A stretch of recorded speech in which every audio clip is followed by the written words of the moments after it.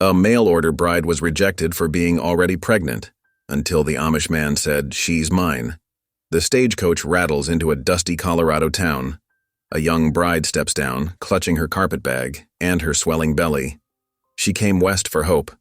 Instead, the rancher who promised her a future spits in her face, calling her a deceiver before the whole crowd. Whispers turn to laughter. Shame burns hotter than the summer sun.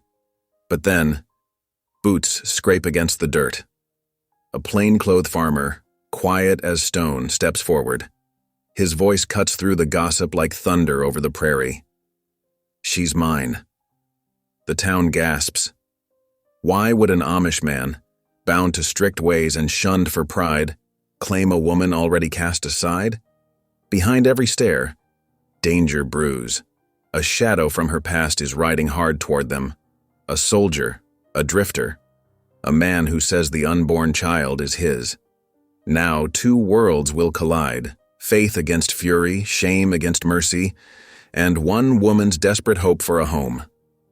Will this fragile bond survive the fire of scandal and the storm of a past that refuses to die? Or will the price of claiming her cost him everything? Drop a comment below and share which part of the world you're tuning in from today. If you enjoy stories like this, don't forget to subscribe for more.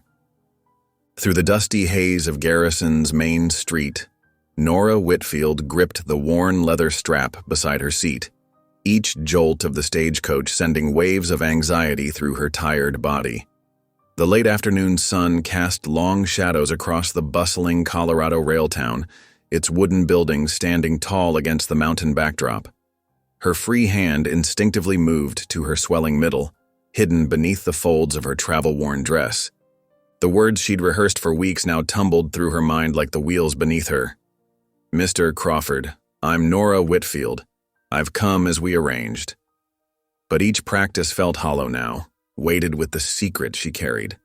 The stagecoach lurched to a stop before the depot, and Nora's heart hammered against her ribs. Through the dusty window, she could see townsfolk gathering, their curious faces turned toward the coach. Women in plain calico dresses whispered behind raised hands, while cowboys and shopkeepers alike paused in their evening business to watch the arrival. "Last stop, Garrison," the driver called out, his voice gruff from trail dust. Nora waited until the other passengers had descended before gathering her meager belongings, just one carpetbag containing everything she owned in the world. Her legs trembled as she stepped down, and dust immediately clung to the hem of her blue cotton dress. The late summer air was thick with the scent of horses, tobacco, and the sharp tang of coal smoke from the railway. There, standing apart from the crowd, was the man she recognized from the daguerreotype he'd sent. Mr. James Crawford. His suit was finely cut, his boots polished to a shine that seemed to mock the frontier town's dusty streets. But it was his proud bearing that struck her most, the way he held himself apart, examining her approach with increasingly narrowed eyes. Nora forced herself forward, one step at a time. "Mr. Crawford," she began, her voice barely above a whisper. "I'm no—" "What's this?" He cut her off, his voice sharp as a knife. His gaze had fixed on the subtle curve of her middle, impossible to completely hide after 5 months. "You didn't mention this in your letters." Heat rushed to Nora's cheeks as heads turned their way. The crowd had grown, and now even the children playing marbles by the general store had stopped to watch. I can explain," she stammered, but the words dried up in her throat as Crawford's face hardened into granite. "Explain?" His laugh was bitter and cruel. "You thought you could deceive me? Pass off another man's child as a clean slate?" His voice rose with each word, meant to carry to every eager ear in the square. "I wrote seeking a proper wife, not some fallen woman's burden." The words struck like physical blows. Nora stumbled back a step, clutching her carpetbag like a shield. Whispers rippled through the crowd, sharp as prairie grass, cutting deeper than Crawford's rejection. "Knew she looked too pretty to be honest," a woman's voice carried clearly. "Shame, ain't it?" another responded. "These city girls thinking they can hide their sins out here." A group of young cowboys snickered, elbowing each other and making no attempt to lower their voices as they speculated about her situation. Nora's vision blurred with unshed tears, her chest so tight she could barely breathe. She turned, meaning to flee, to somehow find her way back onto the stage that had already begun to pull away, when a new voice cut through the growing noise of judgment and mockery. "She's mine." The words were simple, spoken with quiet authority that somehow carried across the square. The crowd parted, revealing a tall figure standing at its edge. A man dressed in plain black trousers and a collarless shirt, his broad-brimmed hat casting shadows across strong features. Mark Stoltzfus stepped forward, his boots raising small puffs of dust with each deliberate stride. His beard was trimmed in the Amish way, his manner direct and unadorned as the clothes he wore. Yet there was something in his steady gaze that silenced the whispers that made even Crawford take a step back. "What did you say?" Crawford demanded, though with less certainty than before. "I said she's mine." Mark's voice remained level, but there was steel beneath the calm. "The child she carries is my responsibility." A fresh wave of whispers swept through the crowd, but different now. Shocked, scandalized, fascinated. The Amish farmer who lived outside town, who kept to himself and his faith, claiming an unwed mother-to-be. Nora stood frozen, her carpetbag hanging forgotten at her side. Mark Stoltzfus moved to stand beside her, close enough that she could smell the clean scent of hay and honest work that clung to his clothes, yet not so near as to seem improper. But you're Amish," Crawford spluttered, his face reddening. "Your people don't—" "What my people do or don't do isn't your concern," Mark interrupted, his words gentle but firm. "Neither is this woman's situation." He turned slightly toward Nora, and though his expression remained composed, something in his eyes spoke of understanding, of a kindness she hadn't expected to find in this dusty square of judgment. "Miss Whitfield," he said, and Nora started at hearing her name spoken with such simple respect. "My wagon's just there." He gestured to a well-maintained farm wagon waiting in the shade of the general store. "If you'd allow me to take you to your new home?" Nora's mind whirled with questions, with fears and doubts and a desperate hope she dared not trust. But as she looked up into Mark Stoltzfus's steady gaze, she saw no judgment there, no hidden cruel joke waiting to be sprung. Instead, she saw something she recognized, a deep loneliness, carefully hidden, and perhaps a chance at redemption for them both. The crowd still watched, but their whispers had taken on a different tone. Women who moments ago had condemned her now looked thoughtful, while the cowboys who'd mocked her situation found sudden interest in their boot tips under Mark's calm regard. Crawford opened his mouth as if to protest further, but Mark's quiet presence seemed to rob him of his righteous anger. With a final scoff and adjustment of his fine coat, he turned and strode away, leaving only the dust of his retreat and the memory of his cruel words behind. "Thank you," Nora whispered, though the words seemed inadequate for what this stranger had done. Mark simply nodded, taking her carpetbag with careful courtesy. "The evening's coming on," he said, his voice pitched for her ears alone. "We should get you settled before dark." As he led her to the wagon, Nora felt the weight of the town's stairs following them. But somehow, walking beside this quiet man who'd stepped forward when all others stepped back, those stairs seemed to matter less. The dust of the square still clung to her hem, but with each step she felt something new taking root. Not quite hope, not yet, but perhaps its beginning. In the fading light of day, Mark helped her up onto the wagon seat with steady hands that spoke of strength, tempered by gentleness. As he took his place beside her and gathered the reins, Nora caught fragments of conversation from the dispersing crowd. Well, if Stoltzfus claims her, never known him to speak false. But what will the elders say? The wagon wheels creaked into motion, carrying them away from the square and its judgments. Nora sat straight-backed beside this man who'd so unexpectedly changed her fate, her hand once again finding its way to rest protectively over her child. The setting sun painted the mountains in shades of purple and gold, and ahead, the road led into tomorrow.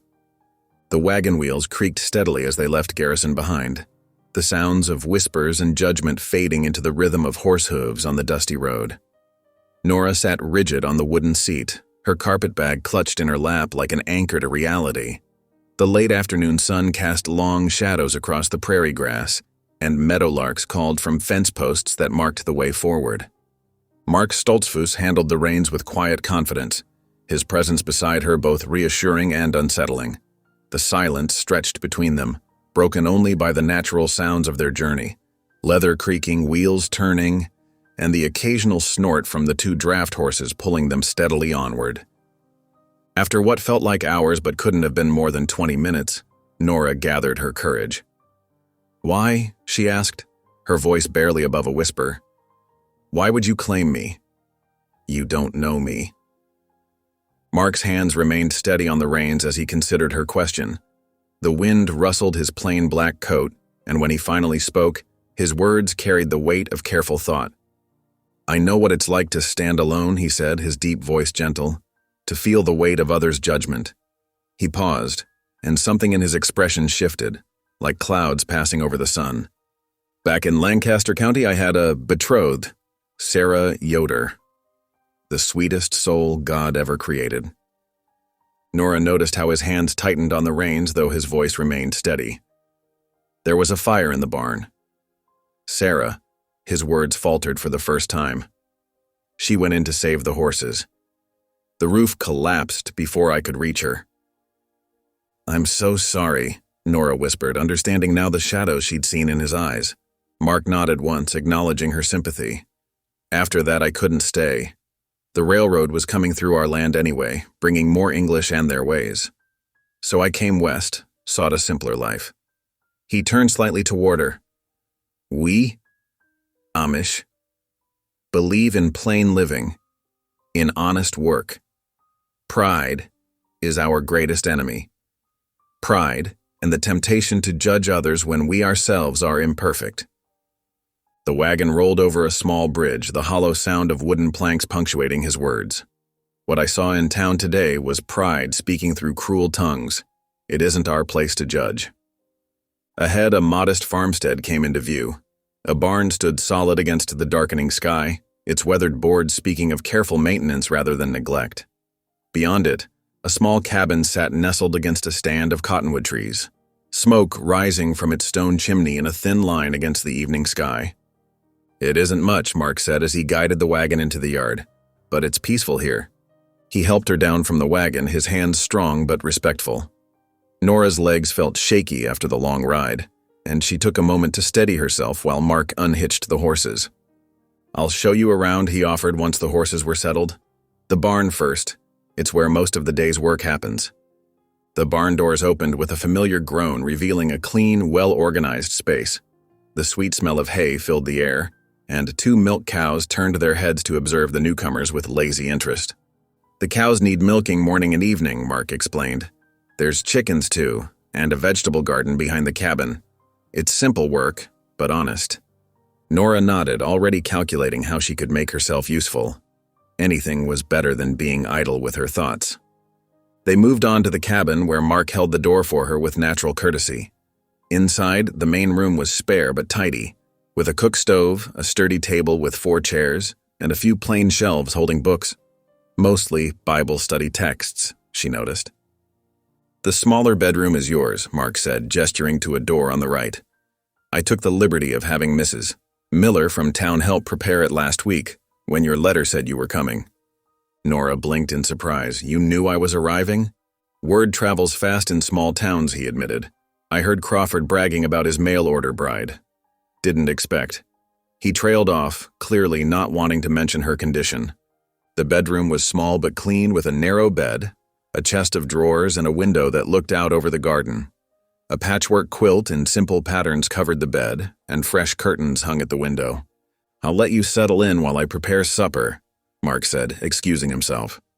Alone for the first time since her arrival, Nora sat on the bed and let out a shaky breath. The quilt beneath her hands was soft with age and use, speaking of comfort rather than luxury. Through the window, she could see Mark moving between cabin and root cellar, gathering supplies for their meal. When she emerged some time later, having washed her face and changed into a clean dress, the main room was filled with the smell of cooking. A pot of stew bubbled on the stove, and fresh bread sat cooling on the table. Mark looked up from where he was laying out 2 bowls. "I hope you're hungry." It's simple fare but filling. Before they ate, Mark bowed his head in prayer, his words clear and unhurried. "Lord, we thank you for this food, for the shelter of home, and for unexpected blessings. Guide us in your wisdom and teach us to see your hand in all things. Amen. Nora blinked rapidly, fighting back tears at the simple inclusion of her presence in his prayers. They ate in comfortable silence, the stew rich with vegetables from his garden, and the bread still warm from baking. After the meal, while Nora insisted on washing the dishes, "I need to earn my keep," she'd said firmly. Mark went outside with a lantern. Through the window, she could see him at the chopping block, his steady rhythm splitting wood for the morning fire. Without conscious thought, she found herself humming an old lullaby as she dried the dishes, one her mother had sung to her long ago. Her free hand rested on her swelling belly, feeling the gentle movements within. The cabin was warm, the night sounds peaceful, and for the first time in months she felt truly safe. The lantern light swayed gently outside as Mark continued his work, the solid thunk of axe against wood a steady counterpoint to her quiet song. Questions still lingered, about trust, about belonging, about what tomorrow might bring. But for now, in this moment, there was peace in the simple act of being welcome. Through the window, she watched Mark stack the split wood against the cabin wall, his movements efficient and purposeful. The lantern cast long shadows across the yard, and in the distance, a coyote called to the rising moon. Nora dried the last plate and set it carefully in its place, her hand steady despite the uncertainty in her heart. Whatever came next, she was no longer alone. The first gray light of dawn crept through Nora's window, bringing with it a bitter chill that made her pull the quilt tighter. But she didn't allow herself to linger. The sound of Mark's footsteps heading toward the barn spurred her into action. She wouldn't be a burden. She couldn't afford to be. Her fingers trembled slightly as she buttoned her dress, but her determination remained steady. The wooden floor creaked beneath her feet as she made her way to the main room. The cabin's interior was dim, but she could see well enough to locate the broom in the corner. She started with sweeping, working methodically from one end of the cabin to the other. Dust motes danced in the pale morning light streaming through the windows. Next came the hearth, where she carefully swept away yesterday's ashes and laid a fresh fire, just as her mother had taught her. The oatmeal pot hung heavy in her hands as she filled it with water. She'd noticed Mark's portions yesterday, a working man's appetite, and measured the oats accordingly. As it cooked, she stirred steadily, adding a pinch of salt and watching the mixture thicken. A tear in Mark's spare shirt hanging by the stove caught her eye. The rip wasn't large, but it needed mending. She found her sewing kit in her carpet bag and set to work, her stitches small and neat. The cabin door opened just as she was finishing the last stitch. Mark stood in the doorway, the cold air swirling around him. He paused, taking in the swept floor, the bubbling oatmeal, and the mended shirt in her hands. Surprise flickered across his usually stoic features. "You've been busy," he said quietly, removing his hat. Nora smoothed the shirt with careful hands. "I want to help, to earn my keep." Mark nodded slowly, his eyes moving from the swept hearth to the steaming pot. "There's always work to be done." He hung his coat on its peg. "If you're willing to learn, I can show you the farm tasks." After they'd eaten, the oatmeal hot and filling, Mark led her to the chicken coop. The morning air was crisp, and their breath formed small clouds in front of them. The chickens clucked and strutted, eyeing them expectantly. "They need feed every morning," Mark explained, demonstrating how to scatter the corn. Not too much, not too little. Nora took the feed bucket, trying to mimic his movements. The chickens swarmed around her feet, making her stumble slightly. The corn scattered unevenly, and she let out a surprised laugh as one particularly bold hen pecked at her skirts. The sound of her laughter seemed to hang in the cold morning air. When she looked up, she caught Mark watching her, something soft and surprised in his expression, as if her joy had awakened something long forgotten within him. He quickly looked away, but Nora had seen it, that brief glimpse of the man beneath the somber exterior. Later that morning, they hitched the wagon for a trip into town. Nora's stomach tightened as they approached Garrison, remembering yesterday's humiliation. But they needed supplies, and she wouldn't hide forever. The whispers started as soon as they reached the mercantile. Women huddled in corners, their eyes following Nora's movements. Men nodded curtly to Mark, their greetings notably cooler than they might have been yesterday. Nora focused on their list: flour, coffee, salt. She kept her head high, though her cheeks burned. As she gathered their items, an older woman approached the counter. Mrs. Miller, she recalled from Mark's mention of her help with the bedroom. While Mark was discussing feed prices with the merchant, Mrs. Miller quietly slipped extra yards of cloth into Nora's parcel. When Nora tried to protest, the woman squeezed her hand gently. "For the little one," she whispered, her eyes kind. "We all need help sometimes." The ride home was quiet at first, the wagon wheels creaking through the rutted road. Finally, Mark spoke, his voice thoughtful.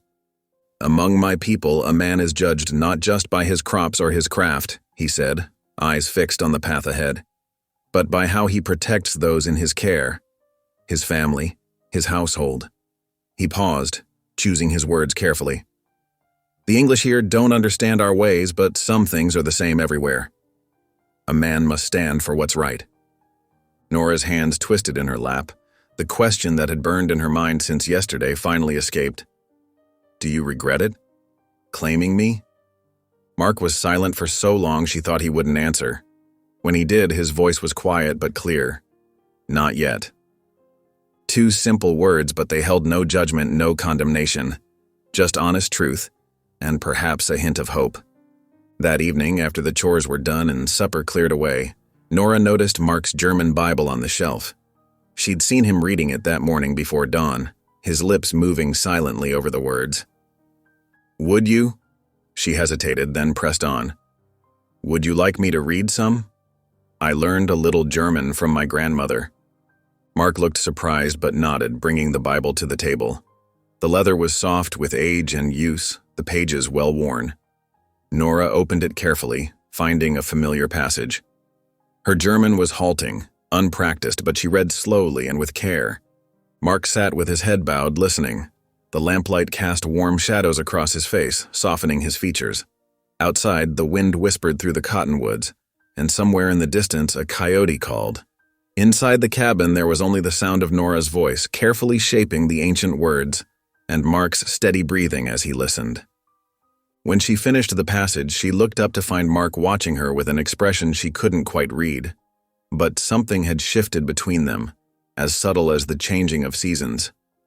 In their shared silence lay the first fragile seeds of understanding. The lamp flickered, casting dancing shadows on the cabin walls.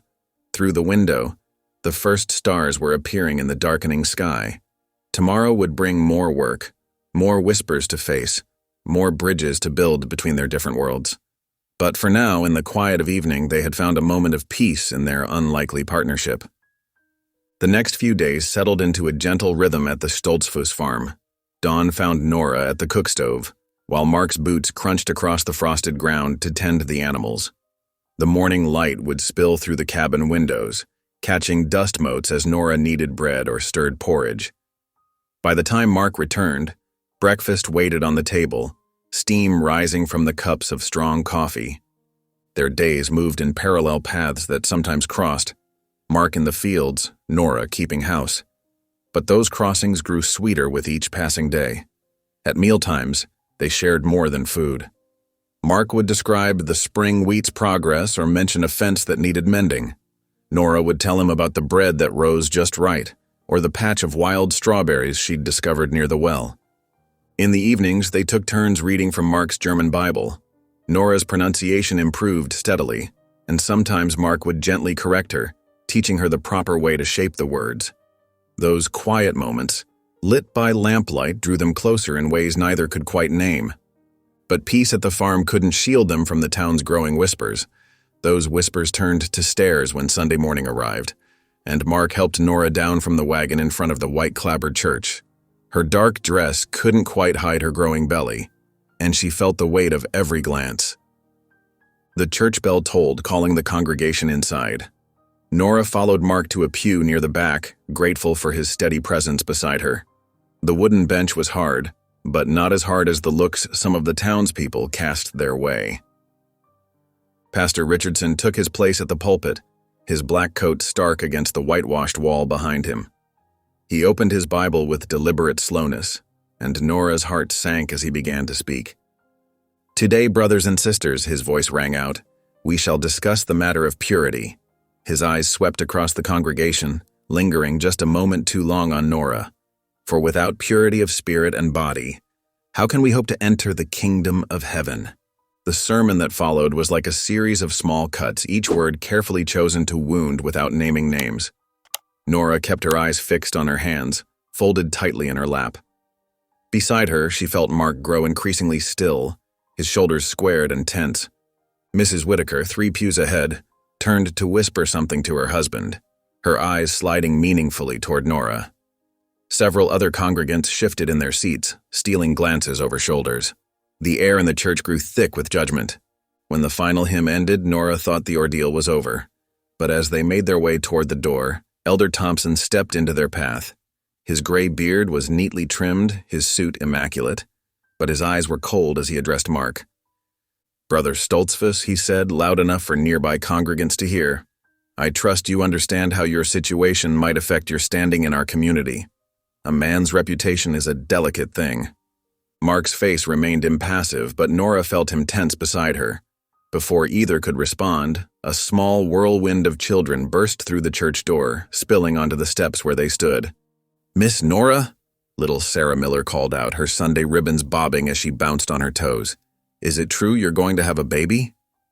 The other children gathered around, their faces bright with curiosity.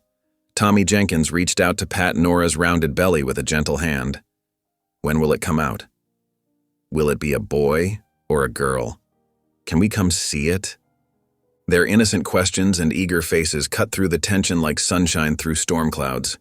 Nora found herself smiling despite her earlier distress, answering their questions with patient kindness. "The baby will come when God decides it's time," she told them, her hand resting protectively over her middle. "And yes, if your parents allow it, you can come visit once the baby arrives."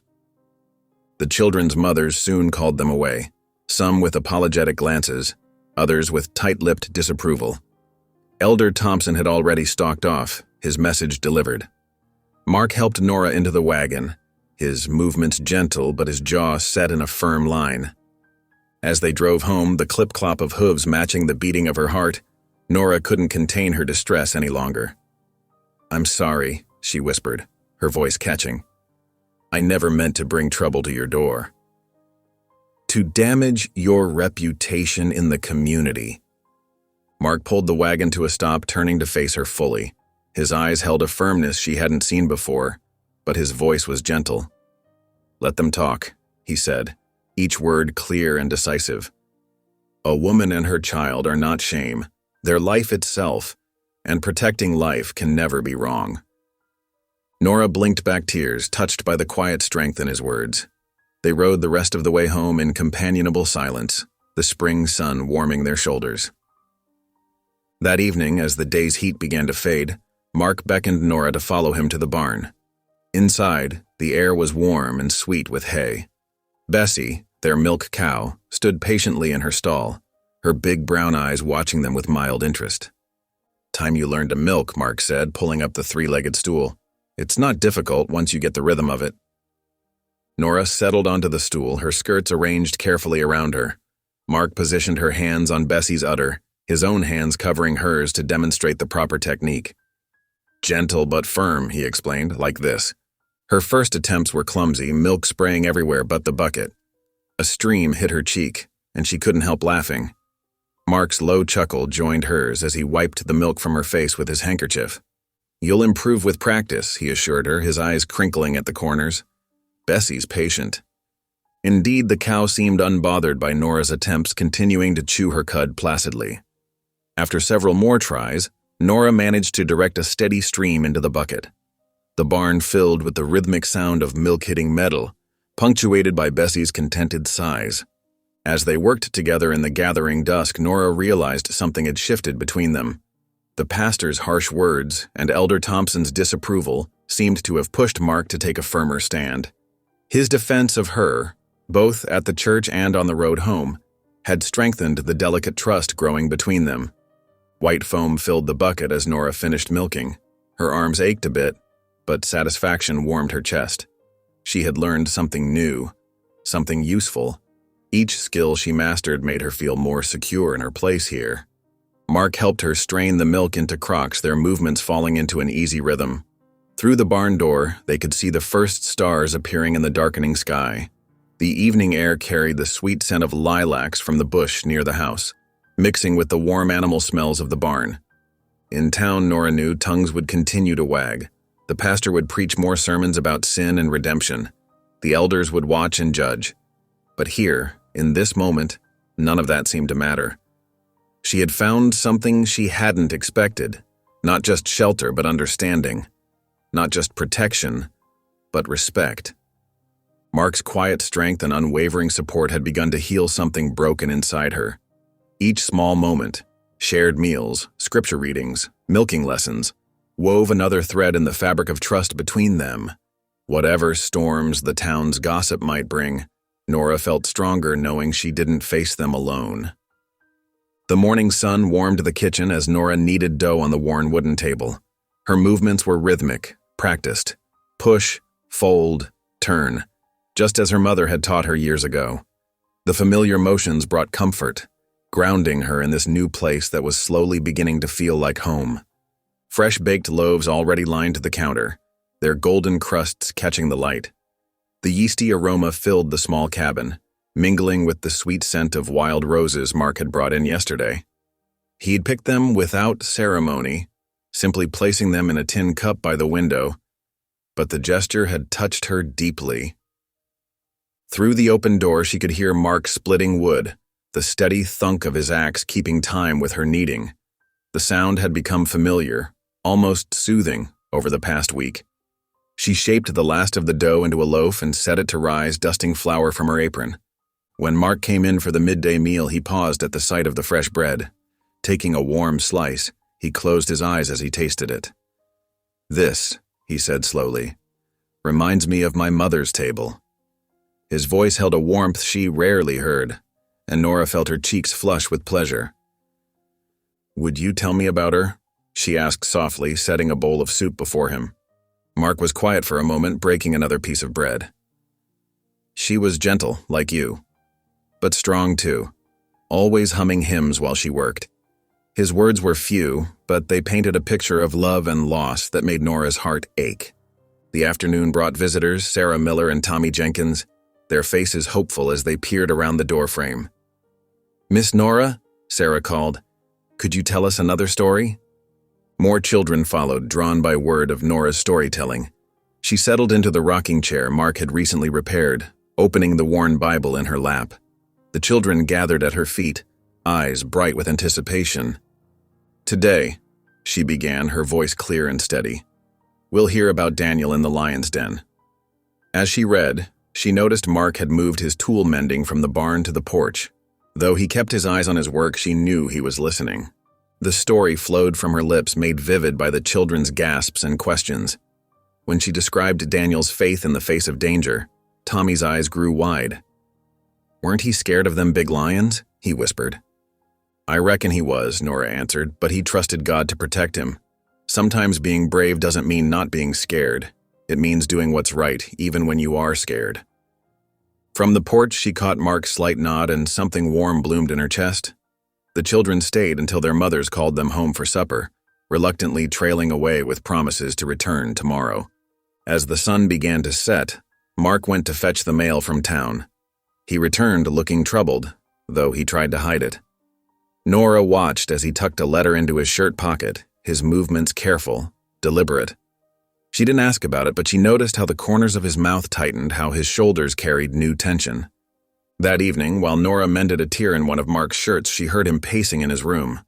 The floorboards creaked beneath his measured steps, and she could almost feel the weight of whatever burden he carried.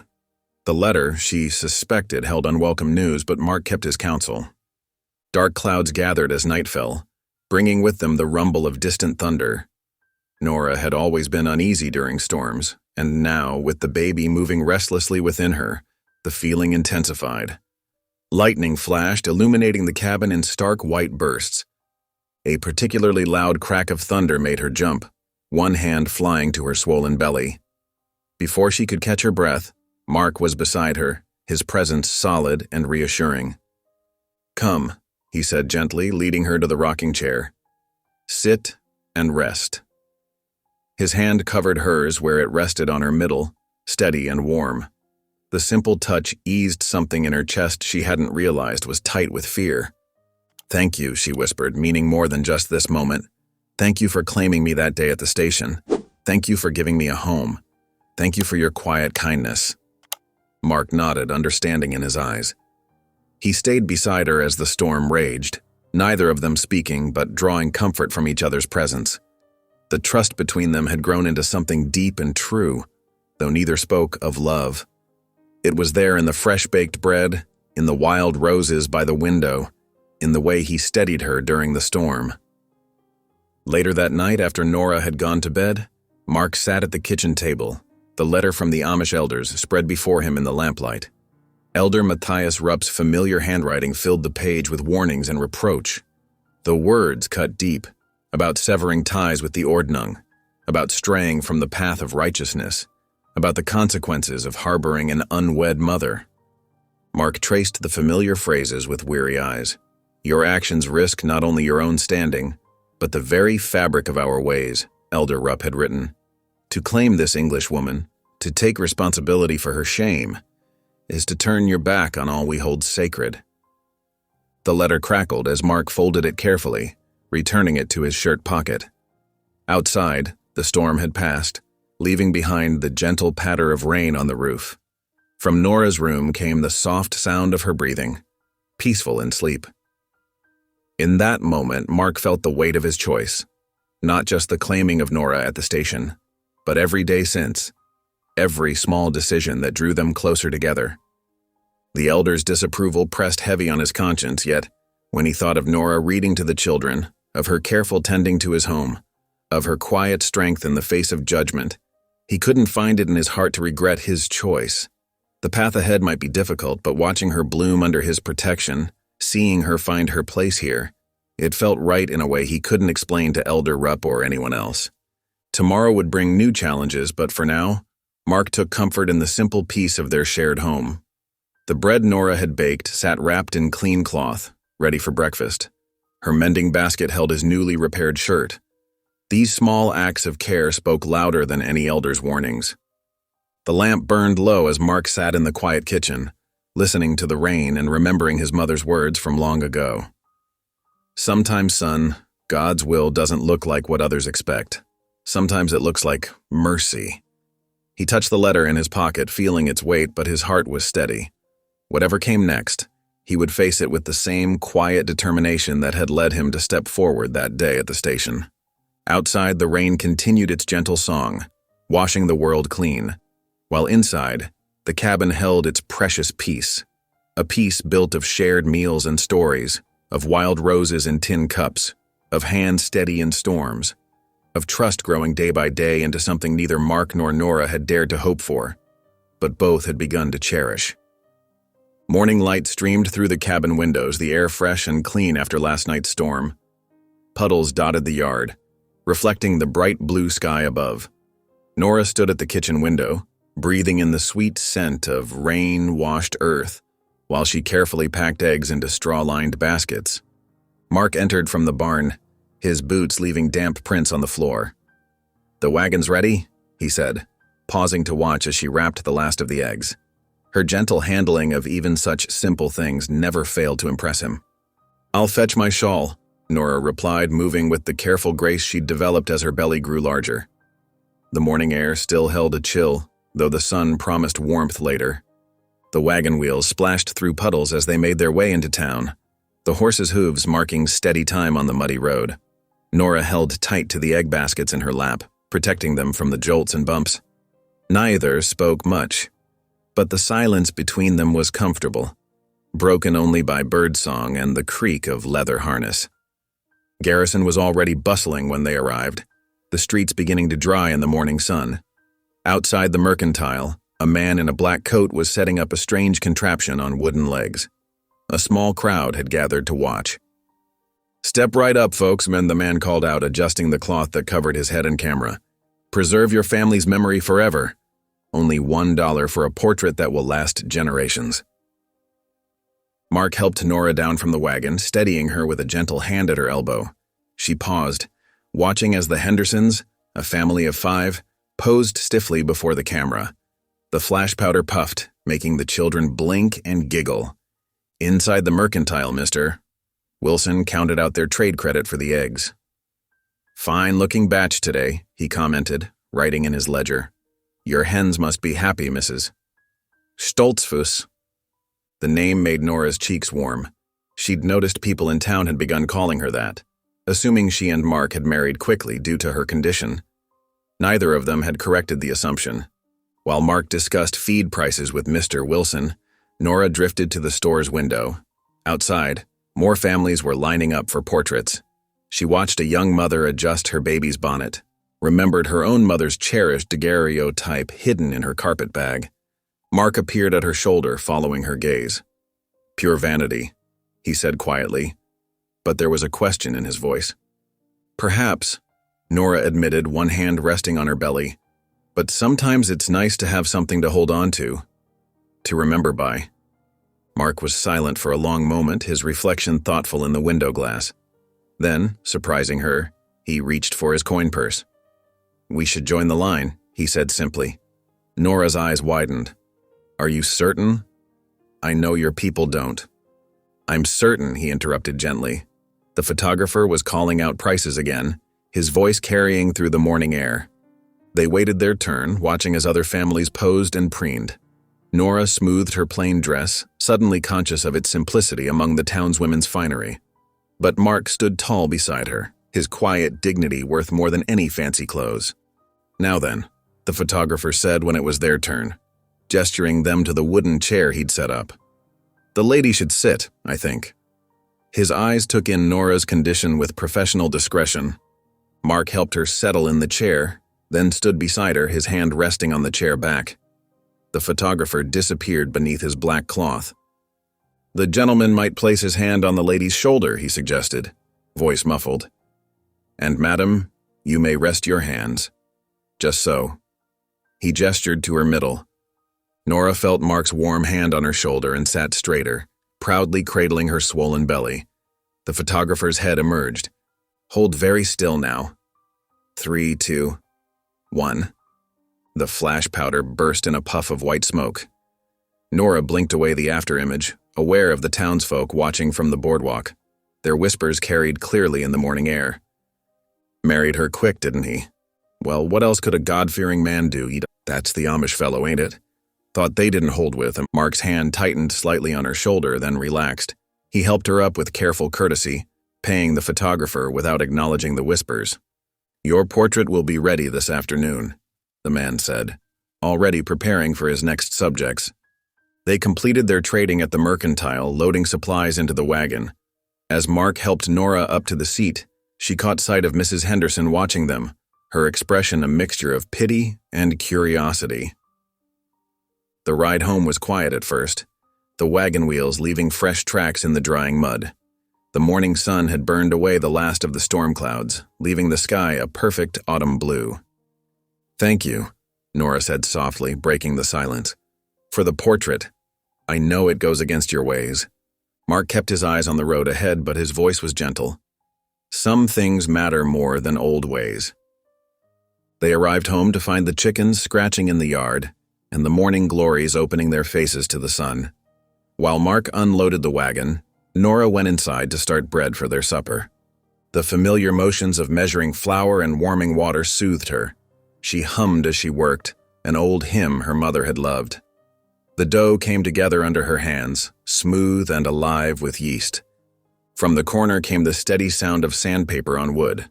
Mark had been working on the cradle for days now, shaping each piece with careful attention. The maple wood gleamed golden in the afternoon light that streamed through the windows.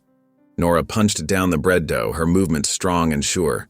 The rhythm of her work matched her quiet humming, filling the cabin with peaceful industry. Flour dusted her apron, and wisps of hair escaped her cap, but she felt content in a way she hadn't known was possible just months ago. The scraping of sandpaper paused. She looked up to find Mark watching her, his expression soft in a way that made her heart skip. Their eyes met across the sun-warmed kitchen, and something unspoken passed between them. Then Mark returned to his sanding and Nora to her bread-making. But the moment lingered like honey in tea. Her humming rose again, mingling with the sounds of his work, weaving together into the gentle music of their shared life. That afternoon, they returned to town to collect their portrait. The photographer handed it over proudly, wrapped in brown paper. Back home, Nora unwrapped it carefully at the kitchen table. There they were, caught in shades of sepia. Mark standing straight and dignified, his hand protective on her shoulder. Nora seated, her hands cradling new life, her face serene despite the whispers and judgment she'd faced. Together, they looked like what they were becoming, a family. Mark studied the portrait over her shoulder, his expression thoughtful. Without comment, he took his tools and fashioned a simple frame from smooth pine. The portrait would hang in their kitchen, a daily reminder of the choice that they'd made that day at the station, of the trust they were building, of the hope that grew between them like the morning glories by the door. As evening approached, Nora set the fresh-baked bread to cool while Mark put the finishing touches on the cradle. Her humming filled the warm kitchen, and when she glanced over, she caught him looking up from his work, a glimmer of something like hope in his eyes. The sun rose golden over the Colorado plains, painting long shadows across Mark's farmstead. The morning held the crisp promise of autumn, though summer's warmth still lingered in the afternoon hours. Each day settled into familiar patterns. Mark in the fields before dawn, Nora tending house and garden, their meals shared in comfortable quiet. Sunday arrived clear and bright. Nora stood before the small mirror in her room, adjusting her borrowed dress. The fabric, a gift from the mercantile woman, hung loose everywhere except her middle. Her hand smoothed over the swell of her belly, larger now with each passing week. "Ready?" Mark's voice came from the kitchen, gentle but carrying. "Coming," she called back, pinning her cap in place with trembling fingers. Last Sunday's judgment still stung fresh in her memory. Mark waited by the wagon, dressed in his plain black coat and hat. He helped her up onto the seat with careful hands, then climbed up beside her. The morning air carried the scent of late summer flowers and fresh-cut hay as they rode toward town. The little white church stood proud against the blue sky, its fresh paint gleaming. Wagons and carriages clustered in the yard, and townspeople gathered on the steps, their Sunday finest bright in the morning light. Conversation hushed as Mark's wagon approached. This time, Mark didn't drop her at the steps. Instead, he helped her down and offered his arm, walking beside her up the church steps. Nora felt the weight of stairs, heard the whispers, but Mark's steady presence anchored her. Inside, they took a pew near the back, the familiar scents of beeswax candles and hymnal leather wrapped around them. Mrs. Henderson, sitting ahead with her brood of children, turned to give Nora a tentative smile. The organ wheezed to life, and Pastor Thompson called them to worship. Mark stood close beside Nora as they rose for the first hymn. His voice, deep and sure, joined with hers on the familiar words, "Amazing grace, how sweet the sound that saved a wretch like me." Their voices blended and rose, carrying over the congregation. Nora's clear soprano and Mark's steady bass wove together like threads in a tapestry. She felt, rather than saw, several heads turn, surprised perhaps by their harmony. The sermon passed in a blur of scripture and exhortation.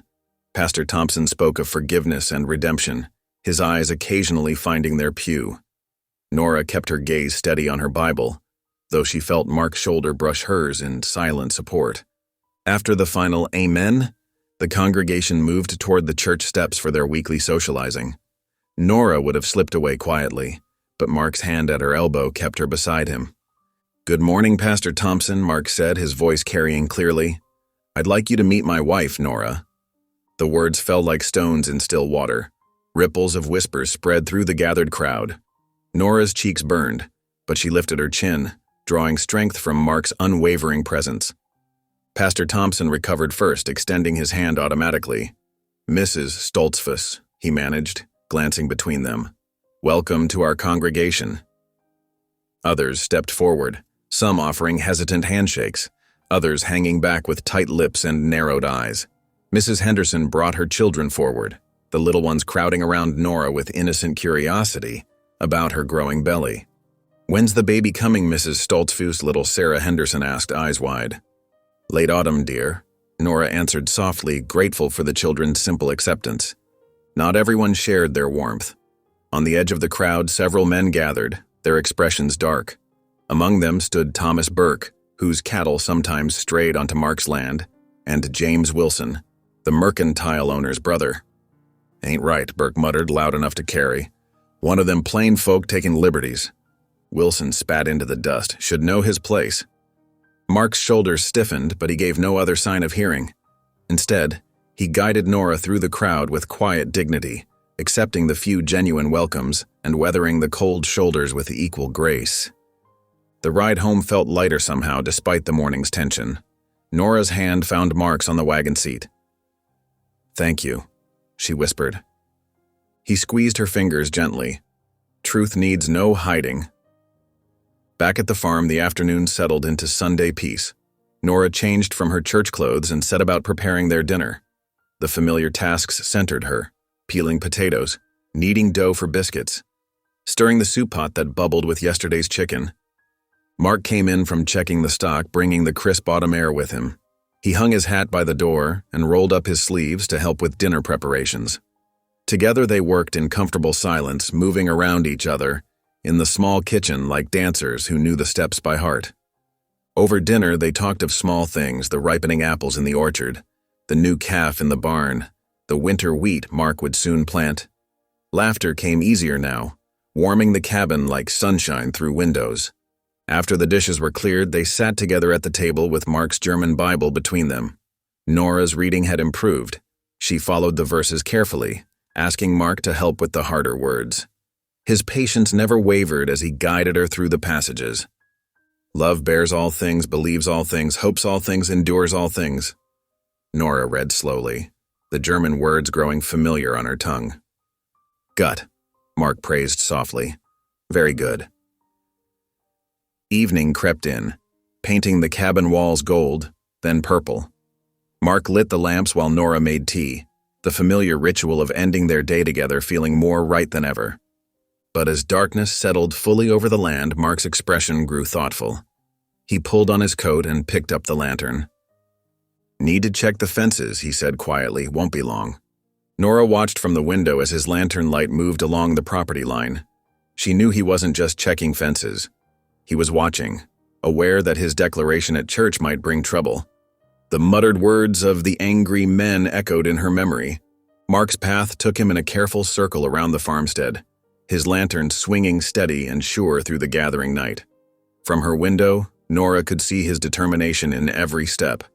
He had chosen this path, chosen her and their unborn child, and would face whatever came with the same quiet strength he showed in everything. The lantern light drew closer to the cabin.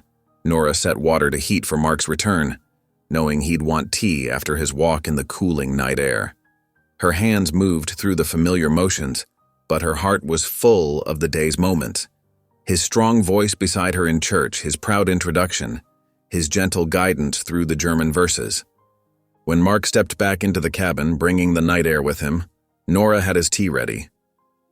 They sat together at the kitchen table, the lamp casting warm light over their faces. No words were needed. The comfort of their shared evening spoke volumes enough. Through the window, stars scattered across the dark Colorado sky like diamond dust. Inside the cabin, the warmth of companionship and growing love held the night at bay. Whatever tomorrow might bring, they would face it together. The plain-spoken farmer and his unexpected bride building something precious from the broken pieces of their past. The autumn evening settled over the farmstead like a soft blanket, stars pricking through the darkening sky. Nora sat in her rocking chair by the window, her hands resting on her swollen belly. The baby had been especially active today, turning and stretching beneath her touch. Mark was outside, securing the barn for the night. Through the window, she could see his lantern bobbing in the darkness. The sight brought comfort. His steady presence had become as natural as breathing. A sudden, sharp pain made her gasp. Different from the practice contractions she'd felt before, this one gripped deep and strong. Nora gripped the arms of her chair, breathing through it as her mother had once taught her to do. The cabin door opened, bringing a rush of cool air and Mark's solid presence. He hung his hat and coat, then paused, noticing her rigid posture. "Nora?" His voice held quiet concern. I think—" She broke off as another pain seized her. "The baby's coming." Mark crossed the room in 3 long strides, kneeling beside her chair. His normally steady hands trembled slightly as they covered hers. "It's early," he said, his brow furrowed. "Only by a few weeks," Nora assured him, though her own heart fluttered with worry. Another pain wrapped around her middle, and she clutched his hand. Moving with careful efficiency, Mark stoked the fire and put water on to boil. He'd helped birth countless calves and foals, but this was different. This was Nora and their child. The thought came naturally now, without hesitation. "Should I ride for the midwife?" he asked, though leaving her alone seemed impossible. Nora shook her head, her face pale but determined. "No time. The pains are coming fast." Mark helped her to the bedroom, where clean linens waited in preparation for this day. He'd insisted on having everything ready, though they'd thought they had more time. Now, he was grateful for that foresight. The hours crept by like molasses. Mark kept the fire burning hot, brought fresh water, and supported Nora through each contraction. She paced when she could, rested when she couldn't, her courage humbling him. Near midnight, the pains intensified. Nora gripped the bedpost, her knuckles white. "Mark," she gasped, "pray with me?" Without hesitation, he began reciting the 23rd Psalm in his native German, the words flowing from memory. Nora joined in English, their voices twining together between her labored breaths. "The Lord is my shepherd, I shall not want." Dawn approached with agonizing slowness. Nora's hair clung to her face, damp with sweat. Mark wiped her brow with a cool cloth, murmuring encouragement. His own hands shook with exhaustion and worry, but his voice remained steady. The first rays of sunlight were just touching the window when Nora's labor reached its peak. She bore down with all her strength, her cry of effort filling the small room. Mark positioned himself to help, his farmer's hands gentle now as they'd never been. "I see the head," he said, his voice thick with emotion. "One more push, Nora. You're doing so well." With a final tremendous effort, Nora brought their daughter into the world. The baby's first cry rang out clear and strong, like a meadowlark greeting the dawn. Mark caught her safely in clean linens, his vision blurring with tears. "A girl," he whispered, carefully cleaning the tiny face, perfect and whole. He laid the swaddled infant in Nora's trembling arms. She pulled the baby close, counting fingers and toes through happy tears. "Thank you, Lord," she breathed. "Thank you." Mark moved with newfound purpose, stoking the fire higher and heating fresh water. His hands, so used to rough work, found new gentleness as he helped wash mother and child. Every touch was a revelation. This was his family now, as surely as if they'd been his by blood. "I never thought," he began, then had to stop and clear his throat. "I never thought I'd have this again. A family." Nora looked up at him, her eyes soft with understanding. God works in mysterious ways. "Yeah," he agreed, touching the baby's downy head. "That he does." The morning light filled the room as Mark settled Nora and the baby comfortably in the freshly made bed. He brought her tea and the last of yesterday's bread, watching in wonder as she nursed their daughter for the first time. "She needs a name," Nora said softly. Mark nodded, studying the tiny face. "What do you think?" "I'd like to call her Hope," Nora replied, "because that's what she is, what you both gave me when I had none." Tears fell freely down Mark's weathered cheeks. "Hope," he repeated. "Yeah, it's perfect." He sat on the edge of the bed, one hand resting on Nora's shoulder, the other gently touching Hope's tiny fingers. The morning sun streamed through the window, warming them as they rested together. No longer 3 separate souls, but one family, bound by love and choice rather than blood. The day passed in a peaceful haze. Mark moved between necessary chores and tending to Nora and Hope, his steps light despite his exhaustion. He heated soup, brought fresh water, and swaddled the baby with increasingly confident hands. As evening approached, he built up the fire once more and lit the lamps. The familiar golden glow filled the cabin, but now it seemed to shine on a different world, one filled with new possibility and joy. Nora dozed in the bed, Hope sleeping peacefully at her breast. Mark sat in the rocking chair he'd pulled close, watching over them. His Bible lay open in his lap, but his eyes kept returning to his family. The word felt right, settling in his heart like a key turning in a lock. The lamp's gentle light wrapped around them like a blessing, and in that moment, their newfound peace felt complete. Here in this humble cabin, they had found what they'd both been seeking. Not just shelter, but home. Not just companionship, but love. Not just survival, but life, in all its fullness. Hope stirred and made a tiny sound somewhere between a coo and a sigh. Mark reached out to touch her small hand, marveling at how something so tiny could make his heart feel so full. Nora opened her eyes and smiled at him, tired but content. "Thank you," she whispered. Mark shook his head, unable to speak past the lump in his throat. Everything he'd lost in Pennsylvania, family, belonging, purpose, had been restored to him here, in ways he never could have imagined. He'd thought he was offering Nora shelter, but she had given him so much more. They rested together in the lamplight's warm glow, the small family complete in their newfound peace. Outside, the evening star rose over the Colorado plains, bright and steady as hope itself. The first week after Hope's birth passed in a gentle haze of exhaustion and joy. Morning light filtered through the cabin windows, finding Mark already up and moving quietly through his chores. He'd developed a new routine, checking on the livestock before dawn, then hurrying back to warm the cabin before Nora and the baby woke. This morning, he paused in the doorway watching them sleep. Nora's face, usually drawn with tiredness these days, looked peaceful. Hope lay beside her in the cradle he'd built, tiny fists curled against her cheeks. The sight made his chest tight with feeling. "Denki, Lord," he whispered in Pennsylvania Dutch, then switched to English. "Thank you." Nora stirred, her eyes fluttering open. "Mark?" Her voice was thick with sleep. "Here," he said softly, moving to help her sit up. "Take it slow." She winced slightly. The birth had been hard, and her body was still healing. Mark's hands were gentle as he helped her arrange the pillows behind her back. Hope began to fuss, and he lifted her carefully from the cradle, marveling again at how such a tiny being could hold his heart so completely. "She's hungry," Nora said, reaching for the baby. Mark handed her over, then busied himself with stoking the fire and preparing breakfast while Nora nursed.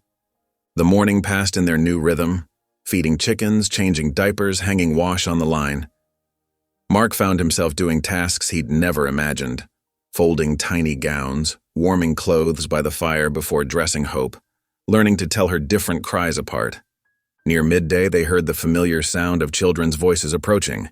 It was becoming a regular occurrence, town children stopping by after their lessons to see the baby. Today, it was Sarah Miller, the shopkeeper's daughter, and two of her friends. "Mrs. Stoltzfus," Sarah called from the yard, proper and polite. "May we visit?" Nora's face brightened. "Of course," she called back. The children's visits were a bright spot in her days of recovery. Sarah came in clutching something wrapped in paper. "My mom made this," she said shyly, holding out the package. "For the baby." Nora unwrapped it to find a delicate white bonnet, carefully stitched with tiny flowers along the brim. Her eyes welled up at the unexpected kindness. "It's beautiful," she whispered. "Please thank your mother for me." The children gathered around as Nora settled Hope into her lap. Sarah touched the baby's hand with wonder, giggling when tiny fingers gripped her own. "She's so small," one of the other girls breathed. "But strong," Mark said from where he worked nearby, mending a harness. "Like her mother." The children stayed until their shadows grew long, asking questions about the baby and helping with small tasks. Their innocent acceptance was like balm to Nora's spirit. When they left, the cabin felt warmer somehow. "The town's coming around," Mark observed, helping Nora settle Hope for her afternoon nap. "Some are," Nora agreed cautiously. The next day proved her caution wise. Mark needed supplies from town, and Nora insisted on coming along, tired of being confined to the cabin. The short wagon ride was hard on her still healing body, but she was determined. At the general store, Mark helped her down carefully, then lifted Hope's basket. The bell chimed as they entered, and Mrs. Miller hurried over. "Let me see this little one," she said warmly, peering into the basket. "Sarah hasn't stopped talking about her." Nora felt herself relax slightly at the friendly welcome. She followed Mrs. Miller to the counter while Mark gathered their supplies: flour, coffee, sugar, lamp oil. The store's bell rang again. Clayton Weber, one of the largest ranchers in the area, strode in. His face darkened when he saw Nora and the baby. He made his purchase quickly, but as he turned to leave, he muttered loud enough to be heard, "Ain't natural, a man claiming another's get, child don't look a thing like him." The words fell like stones in the quiet store. Mrs. Miller's face flushed with embarrassment. Nora felt the familiar shame rising, hot and bitter in her throat. She clutched Hope closer, fighting tears. Mark set down the sack of flour he'd been lifting. His face was still, but his eyes burned. Before he could speak, Mrs. Miller surprised them all. "That's enough, Clayton Weber," she said sharply. "You'll not speak that way in my store." Weber scowled but left without another word. Mrs. Miller turned to Nora, distress clear on her face. "I'm so sorry, dear. Some folks just can't bear to see others happy." They finished their shopping quickly. The ride home was quiet, Nora fighting tears with every jolt of the wagon. Mark's jaw was set in a hard line, but his hands on the reins remained gentle. Back at the cabin, Nora waited until Hope was sleeping before she let the tears come. She tried to weep silently, but Mark found her anyway, shoulders shaking as she stood at the wash basin. "Nora," he said softly, turning her to face him. His rough thumbs wiped her cheeks. "What that man said, he's right though, isn't he?" The words burst from her like birds from a cage. "Hope doesn't look like you. She never will. Everyone will always know." "Know what?" Mark's voice was firm but kind. "That I chose you both? That God brought you to me when I thought I'd never have a family again?" Nora looked up at him through tears. "But your reputation means nothing compared to this." He gestured to the cabin around them, to Hope sleeping peacefully in her cradle. "Family isn't in blood alone, Nora. It's in covenant, in choice, in love." "The town will always talk," she whispered, "and let them." Mark's hands were steady on her shoulders. "God knows the truth of our hearts. That's enough." He pulled her close, letting her cry against his shirt. Outside, crickets began their evening song, a gentle chorus in the gathering dusk. Hope made a small sound in her sleep, and both parents turned to look at her. "She's perfect," Mark said softly, "just as she is." Nora wiped her eyes. "You truly believe that?" "With all my heart." He led her to the rocking chair, helping her sit. "Rest now. I'll make us some tea." As Mark moved around the kitchen, Nora watched him with wonder.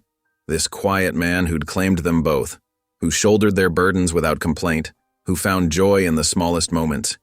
He was more than she'd ever dared to hope for. The evening settled around them like a warm blanket. They sat together in comfortable silence, sipping tea and watching Hope sleep. No more words were needed. Their determination to face whatever came, together, spoke louder than any gossip could. The cricket song grew stronger as night deepened. Hope stirred and whimpered, and Mark rose automatically to change her before bringing her to Nora for feeding. These simple acts, done with such tenderness, were their own kind of testimony. Here in their cabin, far from judgment and scorn, they were building something precious, a family bound not by blood, but by choice and love and faith. And that, they both knew, was stronger than any shadow from the past. The morning dawned crisp and clear, promising another beautiful autumn day. Mark and Nora hitched the wagon for their weekly trip into town, Hope nestled securely in her basket. The little family had settled into a comfortable routine over the past weeks, their bond growing stronger despite the occasional whispers that still followed them. The streets of Garrison were busy with the usual Saturday bustle. Mark helped Nora down from the wagon, then lifted Hope's basket with gentle care. They'd barely taken 2 steps toward the mercantile when Nora froze, her face draining of color. A stranger stood at the hitching post, broad-shouldered and rough-clothed. His clothes were trail-worn, and his stance spoke of military training. But it was his face that had stopped Nora cold, a face she'd hoped never to see again. "Well, well," the man drawled, pushing away from the post, "if it ain't my Nora." Mark felt Nora trembling beside him. He shifted slightly, placing himself between her and the stranger. "Who might you be?"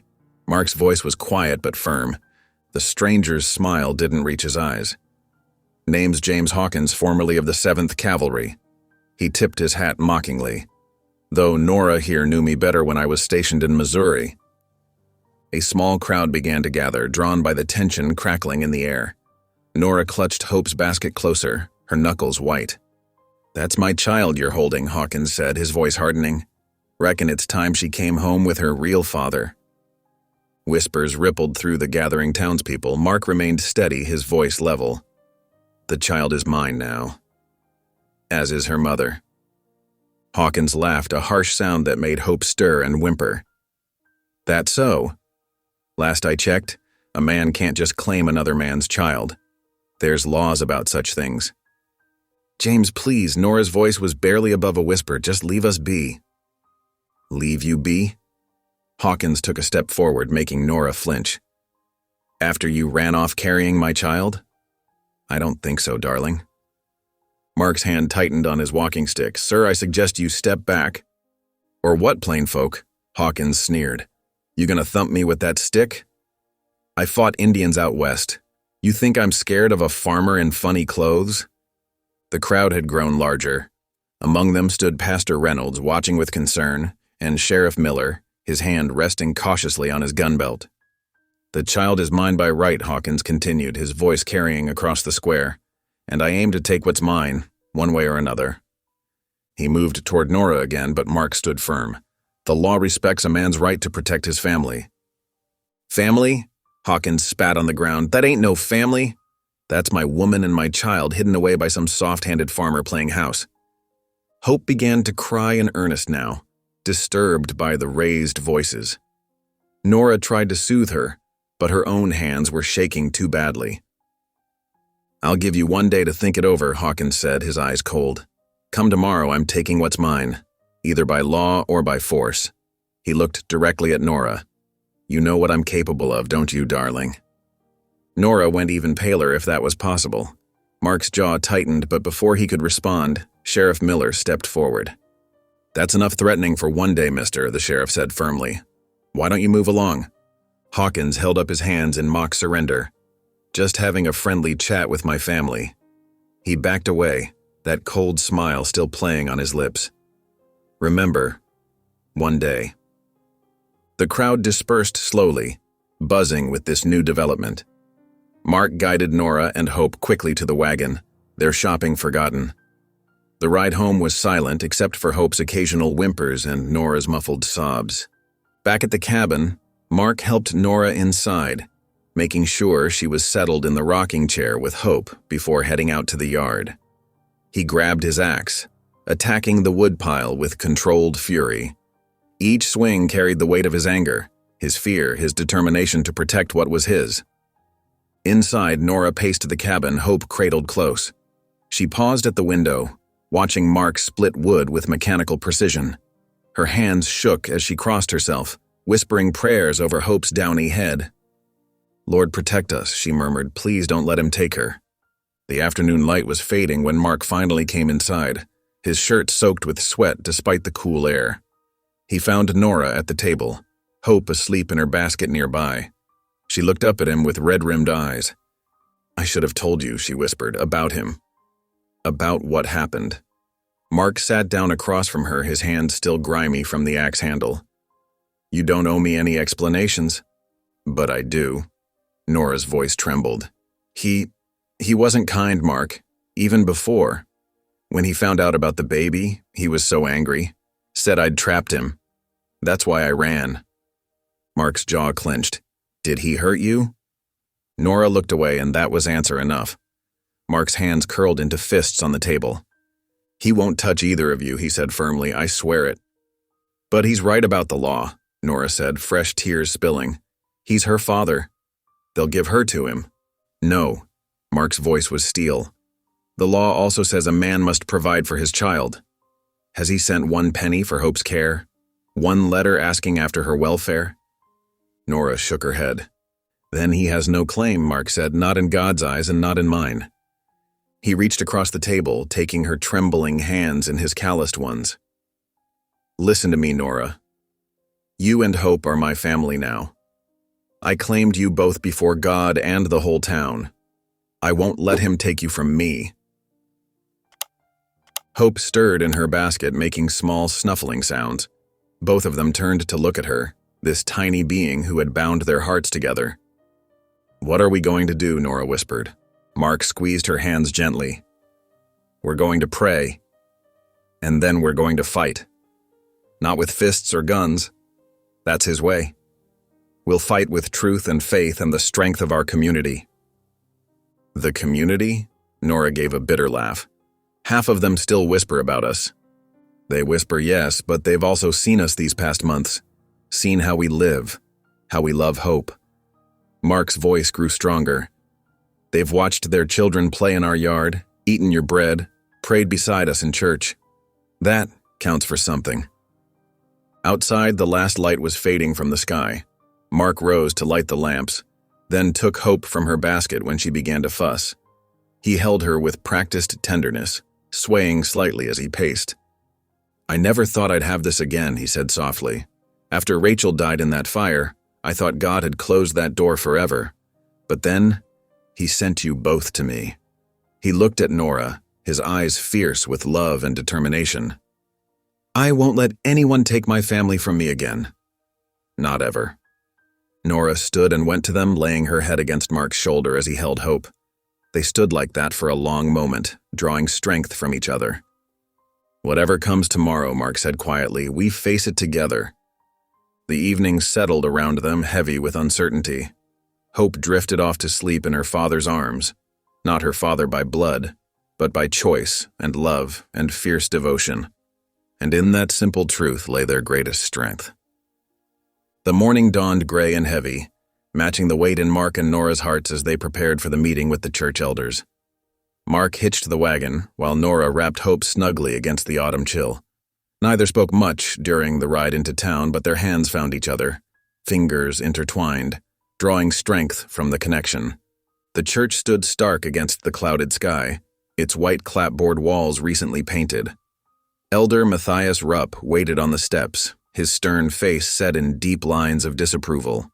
Behind him, 4 other elders gathered, their black coats and broad-brimmed hats forming a somber wall of judgment.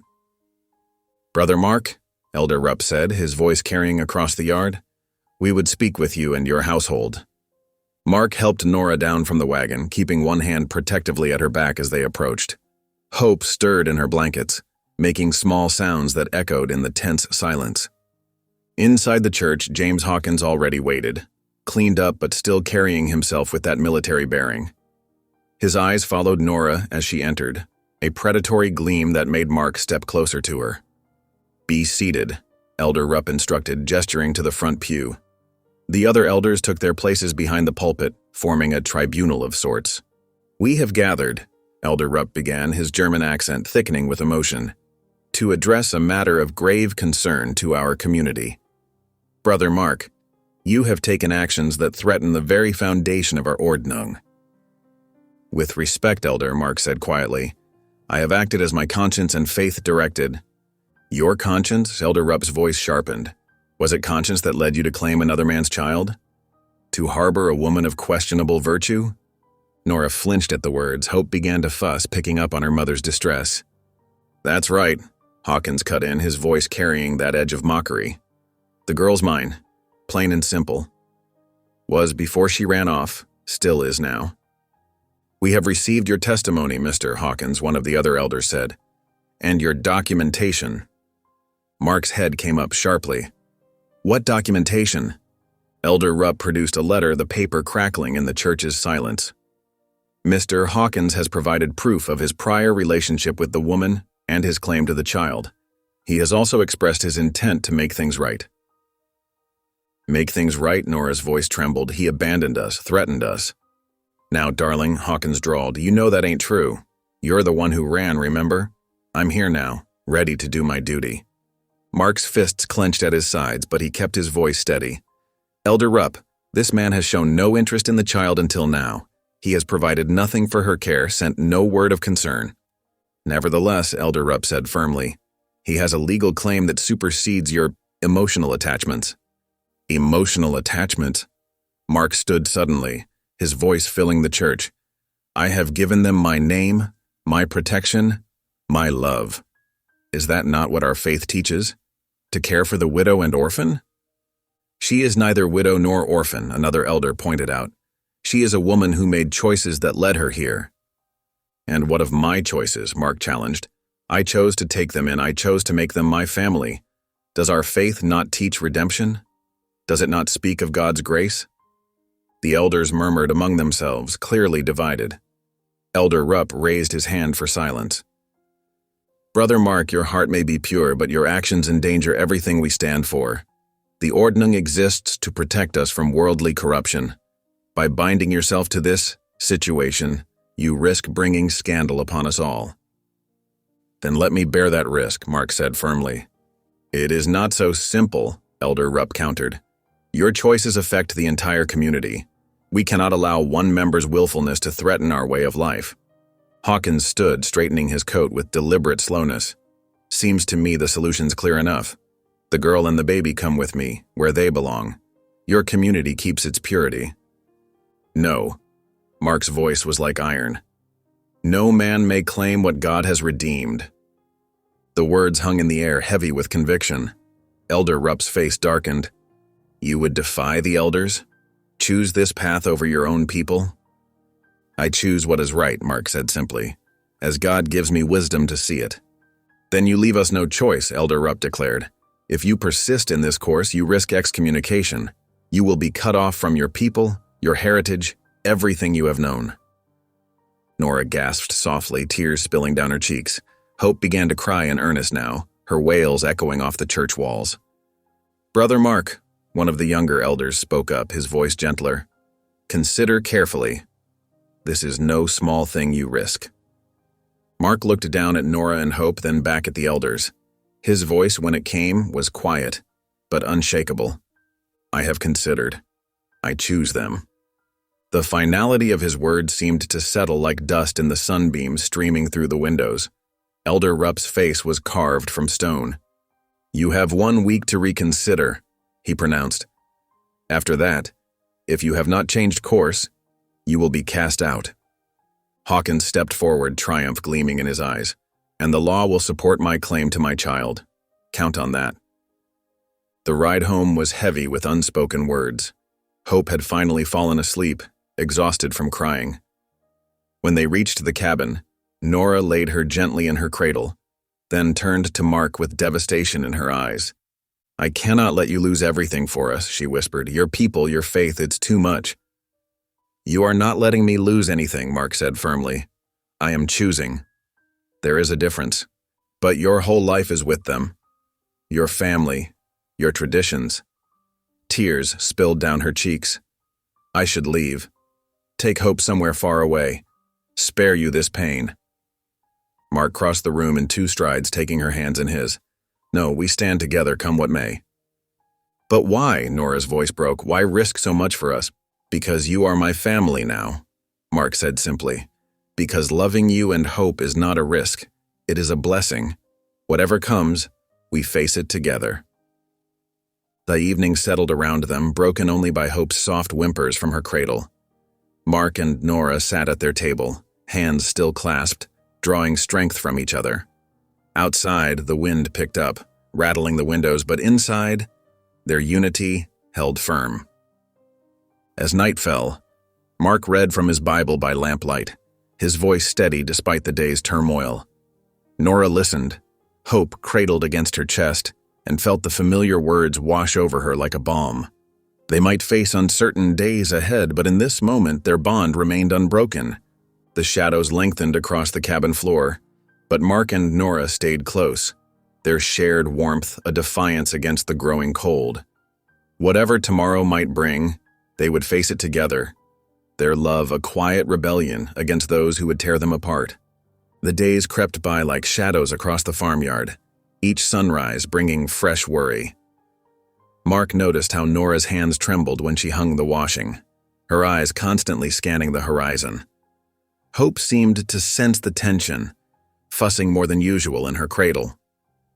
James Hawkins had taken up residence at the Garrison Hotel, making himself comfortable in town as though he meant to stay forever. His presence cast a dark cloud over their daily routines. Each trip to town became an exercise in courage, with Hawkins watching from the saloon porch, that predatory smile never leaving his face. "Heard tell your plain folk are fixing to cast you out," Hawkins called one morning as Mark loaded supplies into his wagon. "Reckon that'll make things easier when I claim what's mine." Mark kept his face carefully blank, though his knuckles whitened on the wagon reins. He'd learned that silence was often the best shield against such barbs. Back at the farm, Nora tried to maintain their normal routines, but fear had crept into every corner of their lives. She jumped at sudden sounds, kept Hope close to her chest, and prayed constantly under her breath. The sound of approaching horses made her heart race until she recognized Mark's steady gait returning from the fields. In town, Hawkins worked methodically to turn opinion against them. He held court at the saloon, buying rounds for anyone who would listen to his tales. "That plain fellow's harboring my woman," he'd say, voice thick with false injury. "Keeping my own flesh and blood from me. What kind of man does that?" The whispers spread like wildfire through Garrison. Even those who had begun to accept Mark and Nora now looked at them with suspicion. Several families stopped sending their children to hear Nora's Bible stories. "Don't matter if he wears plain clothes," Hawkins would say, glass in hand. "Man takes another man's woman, there's a price to pay." One particularly warm evening, as Mark and Nora sat down to their simple supper, the thunder of hoofbeats shattered their peace. Hope woke with a start, her cries piercing the air. Through the window, they saw Hawkins circling their property on horseback, moonlight glinting off his pistol. The first shot cracked through the night like lightning. Nora gasped, clutching Hope to her breast and ducking away from the windows. Mark moved swiftly, pulling them both toward the back of the cabin. "Get down," he commanded softly, his voice steady despite the fear churning in his gut. More shots rang out, accompanied by Hawkins's drunken whoops and threats. "Come on out, plain man," Hawkins shouted. "Let's settle this proper." Mark worked quickly, moving Nora and Hope to the safest corner while he barred the door. His hands remained steady as he secured the windows, though his heart pounded with each new shot. Hope's terrified wails mixed with the chaos outside. "Shh, little one," Nora whispered, rocking the baby gently. "God is with us. God is with us." The shooting continued for what felt like hours but was likely only minutes. Finally, Hawkins's voice faded into the distance, along with the sound of his horse's hooves. They stayed huddled together until dawn painted the sky pink through the windows. As soon as it was light enough, Mark hitched up the wagon and drove into town. The sheriff's office was a small building near the railway station, its windows dusty and uninviting. Inside, Sheriff Miller sat behind his desk, boots propped up, seemingly unconcerned by Mark's report. "Way I hear it," the sheriff drawled. "Man's got a right to see his own child. Ain't no law against riding past a man's property." "He was shooting," Mark insisted, keeping his voice level despite his frustration. "Threatening my family." Sheriff Miller shrugged. "Didn't hit nothing, did he? Might have been celebrating. Man's got a right to fire his weapon long as he ain't aiming at nobody." "And if he does aim at somebody," Mark asked quietly, "then you come see me." The sheriff's eyes were cold. "Until then, I suggest you work this out among yourselves. Like men." Mark left the sheriff's office with a heavy heart, understanding now that no help would come from that quarter. The law, it seemed, had little interest in protecting a family like his. As he drove the wagon home, he pondered the sheriff's words about settling things like men. The old Mark might have been tempted to answer violence with violence, but he was different now. That evening, as Hope slept peacefully in her cradle, Mark and Nora knelt together beside their bed. The floor was hard against their knees, but neither noticed the discomfort. Their clasped hands trembled with emotion as they bowed their heads. "Dear Lord," Mark began, his voice rough with unshed tears, "we come before you seeking wisdom. Show us the path through this valley. Give us the strength to face these trials without surrendering to hatred or fear." Nora's tears fell freely as she added her own prayer. "Guide us, Father. Protect our little one. Grant us the courage to stand firm in faith, even when the way seems dark. They prayed until their knees ached and their voices grew hoarse, pouring out their fears and hopes before God. As they rose, something had changed between them. The terror that had gripped them began to loosen its hold, replaced by a quiet determination. "Violence is what he wants," Mark said softly, helping Nora to her feet. "But we will not give him that satisfaction. Our strength comes from a higher source." Nora nodded, wiping her tears. "We must trust that God has a purpose in this trial, even if we cannot see it yet." They moved to the cradle, watching Hope sleep peacefully, her tiny hands curled into fists. The sight of her innocent face strengthened their resolve. They would protect her not with guns or fists, but with the unwavering shield of faith and love. "Whatever comes," Mark whispered, "we face it God's way, not with weapons of steel, but with the armor of righteousness." Nora leaned against him, drawing comfort from his steady presence. "We are stronger together," she said softly, "and God is stronger than any man who wishes us harm." The night settled around them, but the darkness held less terror now. They had chosen their path, one of faith rather than fear, of spiritual strength rather than physical force. Whatever Hawkins might plan, they would meet it with prayer rather than violence, trusting that God would show them the way forward. Outside, crickets sang their evening song, a peaceful counterpoint to the memory of gunfire. Hope stirred in her sleep, making those tiny sounds that never failed to touch their hearts. Mark and Nora stood watch over her, their shared faith a stronger barrier than any locked door or barred window. Sunday dawned with a heaviness in the air that had nothing to do with weather. The morning sun cast long shadows across the farmyard as Mark hitched up the wagon, his movements deliberate and careful. Nora emerged from the cabin wearing her best dress, Hope bundled securely in her arms. The baby cooed softly, oblivious to the tension that wrapped around her parents like a fog. "Are you certain we should go?" Nora asked, her voice barely above a whisper. After the shooting incident, the thought of facing the town filled her with dread. Mark offered his hand, helping her into the wagon. "More certain than ever," he replied, his voice steady. "God's house is where we belong, especially in times of trouble." The ride into town was quiet, broken only by Hope's occasional gurgle and the steady clip-clop of hooves against packed earth. As they approached the white clapboard church, Nora's grip tightened on the baby. Several townsfolk milled about outside, their conversations dying as the wagon rolled past. Mark helped his family down, standing tall despite the whispers that followed them up the church steps. They chose a pew near the back, where Nora could easily slip out if Hope became fussy. The familiar scents of beeswax candles and well-worn hymnals filled the air, but even these brought little comfort today. The congregation settled as Reverend Thompson took his place at the pulpit. His sermon began, speaking of Daniel in the lion's den, of faith tested by fire.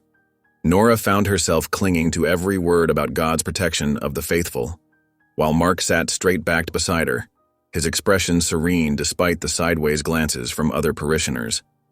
The peace shattered halfway through the service. The heavy church doors burst open with a bang that made several women gasp. Hawkins strode down the center aisle, his boots leaving mud on the clean floors. He wore his gun belt to church, a clear violation of common decency. "Pardon the interruption, Reverend," Hawkins drawled, his voice carrying a mock politeness that made Nora's skin crawl. "But I got something needs saying." Reverend Thompson's face tightened. "Sir, this is the Lord's house."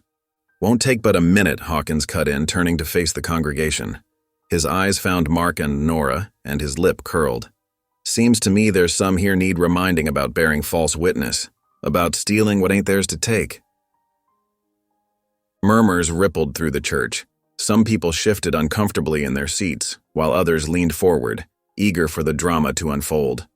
Hope stirred in Nora's arms, sensing the tension. "That woman there," Hawkins pointed at Nora, "she's been lying to you all. And that plain fellow beside her? He's been helping her do it. That baby she's holding? That's my flesh and blood." The murmurs grew louder.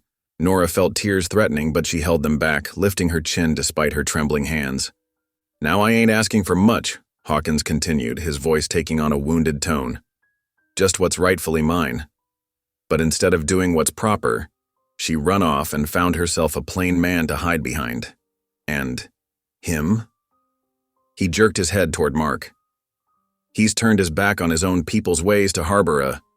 Enough. Mark's voice cut through the chaos like a blade. He stood slowly, his movements deliberate and calm. Unlike Hawkins, who seemed to fill the church with his angry presence, Mark stood with quiet dignity. His plain black coat and beard marked him as different from the others, but in that moment he commanded attention through his stillness rather than his show. "You speak of truth," Mark said, his voice carrying to every corner of the church. "So let us speak truth. You talk of rights and claims, but where were you when this child was first quickening in her mother's womb? Where were you when she faced shame and rejection alone?" The church grew silent, every eye fixed on Mark. Even Hawkins seemed momentarily taken aback by the quiet authority in his voice. "You speak of flesh and blood," Mark continued, "but God speaks of deeper bonds, of mercy that makes new families from broken pieces, of love that chooses to claim what others cast aside." His hand found his Bible and he opened it with familiar ease. "For it is written, pure religion and undefiled before God and the Father is this, to visit the fatherless and widows in their affliction." The words rang out clear and true. Several heads nodded and Reverend Thompson's eyes shone with unexpected tears. "You mock my plain ways," Mark acknowledged, meeting Hawkins's glare steadily. "But I tell you this. God chose to redeem us all when we were yet sinners. He claimed us as his own when we had no right to such love. Should I do less for this child? For her mother?" Hawkins snarled, taking a threatening step forward. "Pretty words don't change facts. That's my dash. That child," Mark's voice rose slightly, not in anger but with firm conviction, "was abandoned by you before she drew her first breath. But God had other plans. He brought her to my door, along with her mother, and I tell you before God and these witnesses, they are my family now. Not by blood, but by choice, by love, by covenant." The atmosphere in the church shifted. Where before there had been scandalized whispers, now several women were nodding. Old Mrs. Baker, who had been one of their harshest critics, dabbed at her eyes with a handkerchief. "Furthermore," Mark continued, his voice gentling, "I stand here not in my own strength but in humility before our Lord. For he teaches us that true strength lies not in force of arms or angry words, but in mercy, in love that redeems, in grace that makes all things new." Hawkins's face had grown red with rage, but he found himself increasingly isolated. The townsfolk who had been so eager to gossip now looked at him with different eyes. They saw not a wronged man seeking justice, but a bully trying to destroy something beautiful. Reverend Thompson cleared his throat, stepping down from the pulpit. "Brothers and sisters," he said, his voice thick with emotion, "I believe we have witnessed something profound today. A testimony of God's redemptive love." He turned to face Hawkins directly. "Sir, if you have legal claim, there are proper channels, but this is God's house, and I will not have it defiled by threats and discord." Hawkins looked around, finding no allies in the sea of faces that now regarded him with disapproval. With a final curse, he stormed out, the church doors slamming behind him. In the ringing silence that followed, Reverend Thompson spoke again. "Let us pray," he said softly, "for Nora and her child, for Mark, who has shown us what it truly means to live our faith, and yes, even for that troubled soul who just left us." The congregation bowed their heads. Nora felt tears streaming down her face, but they were tears of relief and gratitude now. Mark's hand found hers, warm and steady, as the pastor's words washed over them. "Lord," Reverend Thompson prayed, "we thank you for showing us today that your love knows no boundaries, that your mercy makes families from strangers and turns our human weakness into divine strength. Bless this child, who has brought us all a lesson in your grace. Bless her mother, who has found shelter in your providence. And bless this man, who has taught us all what it means to live as Christ taught us." "Amen," the congregation responded, and in that single word Nora heard acceptance. Hope stirred in her arms, making a happy sound that echoed in the quiet church. As they filed out after the service, people who had previously avoided them now stopped to shake Mark's hand or pat Hope's cheek. Old Mrs. Baker pressed a jar of preserves into Nora's hands. her eyes warm with understanding. The town's children, who had been kept away by their parents' suspicions, began clustering around again, begging to hold the baby. They loaded up their wagon under a lighter sky, the morning's heavy tension dissolved by the power of truth spoken in love. Mark helped Nora up, handling her as carefully as ever. But now his touch carried a new certainty. They had faced their accuser in God's house, and their faith had turned scandal into testimony. The afternoon sun beat down as Nora drew water from the well behind the general store. The bucket's rope felt rough against her palms as she worked the crank. Suddenly, a shadow fell across her hands. "Ain't finished with you yet," Hawkins growled, his bulk blocking her retreat to the street. Nora's heart hammered. She clutched the bucket's handle, water sloshing as she backed away. "Please, just leave us be." "That baby's mine by rights," he snarled, advancing, "and I mean to step away from her." Mark's voice rang out as he rounded the corner, his normally gentle face set like stone. Hawkins whirled, fists clenching. "Been waiting to teach you some manners, plain man." Before either man could move, heavy boots thudded on the packed earth. 3 townsmen appeared: Mr. Peterson from the bank, Tom Wilson, who ran the livery, and Sheriff Brooks himself. "That's far enough, Hawkins," the sheriff said, his badge glinting. "We've been asking around about you." Tom Wilson spat in the dust. "Fella in Denver recognized your description. Said you're nothing but a card sharp who preys on fresh settlers." "Wanted in 2 counties for swindling," Peterson added, his banker's voice thick with disgust. "No kind of man to be claiming any child." Hawkins's face twisted, his true nature showing through. His hand twitched toward his gun, but the sheriff's weapon was already drawn. "Mount up and ride," Brooks ordered. "Don't stop till you hit the territory line." With a curse, Hawkins backed toward his horse. "This ain't over." "It is," Mark said quietly. "God's truth has a way of coming to light." Hawkins spat once more, then swung into his saddle and spurred his horse hard, disappearing in a cloud of dust. Nora's legs gave way. Mark caught her, holding her close as she trembled with relief. The townsman nodded, satisfied that justice had been served. That evening, lamplight filled their cabin with golden warmth. Hope lay in her cradle, making soft, contented sounds as she drifted to sleep. Mark knelt by the bedside, his voice thick with emotion as he prayed. "Lord, we thank thee for thy deliverance," he whispered, tears tracking down his cheeks, "for showing thy mercy, for bringing truth to light, for protecting what thou hast given into our care." Nora's hand found his shoulder as they gave thanks together, their little family finally at peace. In the weeks that followed, the change in town was gradual but unmistakable. Women who had once crossed the street to avoid Nora now appeared at their cabin door, arms laden with steaming casseroles and neatly folded swaddling cloth. Mrs. Peterson brought a quilt she'd pieced herself, and the miller's wife arrived with jars of preserved peaches. The cabin that had known such loneliness now rang with children's voices each afternoon. They gathered around Nora's rocking chair, eyes wide as she read from Mark's worn Bible, her voice gentle but sure. Hope cooed in her blankets, drawing smiles from even the most stern-faced visitors. On a crisp Sunday morning, Pastor Thompson stood before his congregation, his weathered hands raised in blessing over Mark and Nora as he affirmed their union before God and community. Mark's jaw tightened briefly at the letter from his former Amish elders formally withdrawing fellowship, but his eyes remained clear. He had counted the cost and chosen love. To celebrate, they hosted a gathering at their farmstead. Neighbors who had once whispered behind closed doors now broke bread at their table, bowing heads together in earnest prayer. The autumn air carried the scent of fresh-baked loaves and brewing coffee as laughter and conversation flowed freely. That evening, after the guests departed, Mark worked by lamplight in his workshop.